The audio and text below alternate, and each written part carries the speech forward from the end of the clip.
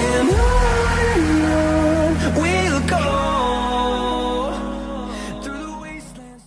Hey guys, Alex here, AG Automotive, and here today we've got the 2023 SsangYong Korando, and this is the ultimate in the cherry red. So let's check it out.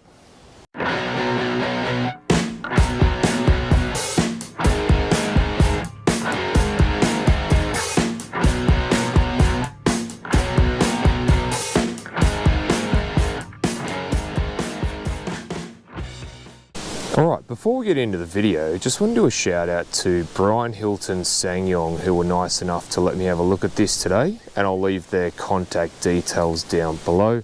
And if you are after a Korando or any of the SsangYong range, go and see them and let them know that Alex from AG Automotive sent you, and they will look after you. So at the front here, you've got the SsangYong badge, you've got a black and silver trimmed grille, and then further down you do have some more black and silver, and then you've got your headlights and driving lights down the bottom there, along with the front parking sensors. So what are your thoughts on the look of the Korando? Do you like the look? Have you got the older model? Let me know in the comments.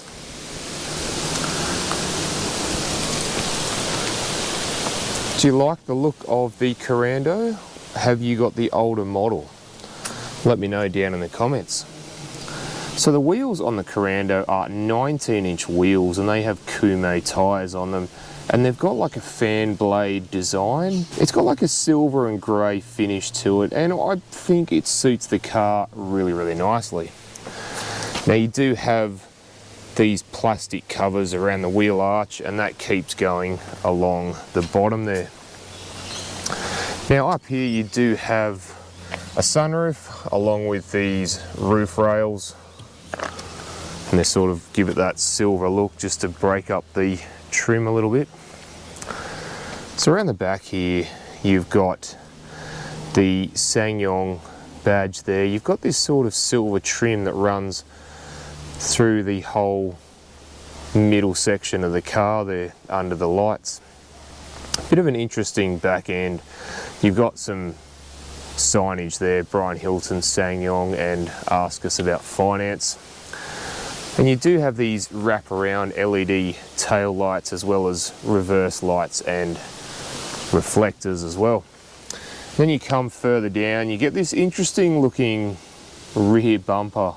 You got your parking sensors there, you've got a camera just there, and then I don't know what that is, a style they've gone with, or maybe they thought it was a sporty exhaust look or something, but yeah, it does an interesting looking back end. Alright, let's go and have a look inside. So in the Korando, now first impressions is, being the ultimate, it does feel quite premium in here. You're surrounded with soft leather on the dash. It's a soft touch dash there. The door trim isn't, it's sort of a bit more harder there, and you are treated to a lot of piano black and silver trim, starting off on the doors, and it goes all around the dashboard there, even around the media center, and then down around the gear selector there. So just be aware, if you have kids, you probably will get a lot of finger marks all over the dash. So to the right of the steering wheel, you do have a few buttons there, your safety features, lane departure warning, blind spot monitoring, you've got your boot operation, you've got your parking sensors and your illumination buttons, as well as your headlight height control there as well. Steering wheel, quite nice to hold, and you have your audio controls on the left, along with a heater button, heated steering wheel. And you've also got your cruise control buttons and a menu button on the right there as well. Along with these interesting features, you can turn your lights on, off, or onto auto. Same with the wipers there as well. So the dash itself, you got your analog speedo and tacho, and your range till empty, things like that. You can change the dash, so you can have a futuristic looking dash, which I think is pretty cool. You can actually have a couple of different ones there. you do have your safety features. You got what radio station you're listening to, and then you've got a whole heap of driver settings there as well. So we'll come over to the media center. Now the media center is okay. I wouldn't say it's the best I've seen. You do get your radio there. You've got AM FM radio stations. You have media from either a Bluetooth or a USB. You've got Apple CarPlay, Android Auto, and you've also got like a voice memo there, as well as a whole heap of settings there as well. So further down you do have dual zone climate control, again a nice touch in the Korando. And then further down from there you do have heating and cooling seats. Again, I quite like that, having both the option. You do have your start stop button, and then below that you've got a USB and a 12 volt power outlet there. And then below that you do have a little bit of storage. You could sit your phone in there or whatnot. And then the gear selector. Now again, piano black trim on the top of it there. So you got P, R, N, D, and then into manual mode there. And I'll just pop it into reverse. And you know what, the camera I would say is a little bit grainy. I'll be honest. It's not the greatest, but it does, it's okay. So you do have a couple of buttons next to the gear selector, your traction control and your downhill assist. So behind there you've got your handbrake, you've got auto hold, and then you've got this dial in the middle which is your drive selector. So you have normal, drive, sport, or you can do winter as well. And then behind there you've got twin cup holders with some teeth, and then you've also got a little bit of storage behind there as well. And the armrest in the center, you know what, it's reasonably soft, and if I open that up you do get a little bit of storage in there as well. And the glove box. Now the glove box is quite big, and you've actually got extra space inside the glove box for like cards and other things as well. So you got quite a bit of room there for your books and a few iPads as well. And the sunroof, and we'll just open that up. And you've got to hold the button down. You can't just, it's not like a one touch and let it go. Same with closing it. And you can tilt it up there as well. Alright, let's go and have a look in the back.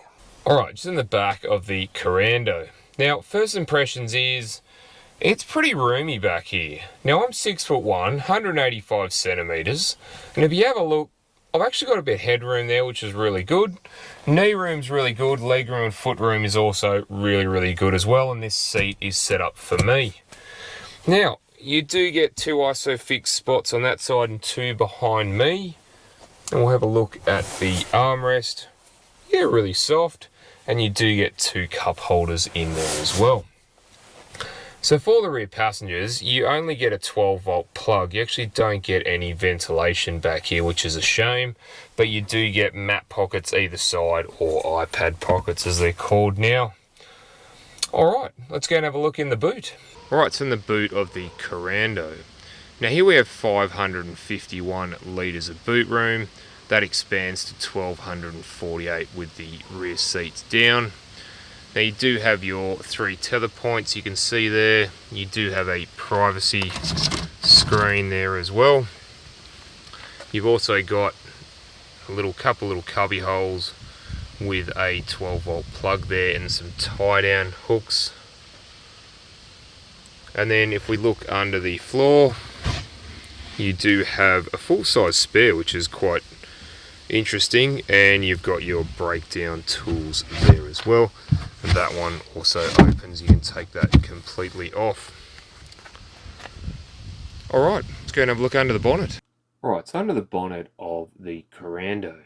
So here we have a 1.5 litre turbocharged 4-cylinder petrol engine, and it produces 120 kilowatts of power and 280 newton meters of torque, and that's mated to a 6-speed automatic driving the front wheels. Now SsangYong claims the Korando Ultimate uses 7.7 litres per 100 kilometers, which is really good. Alright, let's go for a drive. Alright, let's go for a drive in the Korando, so let's go. The first thing you notice, the indicators are quite loud. So vision at the front is really good straight ahead. Towards the passenger side it's okay, but the rear vision mirror does get in the way. So speaking of rear vision, you get a wide view but not very deep, but you do have your parking sensors and rear camera to aid in that. And out the side windows, you know what, big windows, good vision, and the mirrors, you know what, they're okay. They have a reasonable field of view out of them. So we're just on a bumpier stretch of road to see how the Korando handles it, just at low speed. And so far, you know what, it's actually soaking up the bumps, I will be honest. So a nice ride. Steering, yeah, it's in the middle, not too light, not too firm, it's sort of right in the middle there. I'm just going to do the roundabout test. You hear the loud indicators again. Yeah, very easy. What's the Korando like under acceleration? Well, let's find out.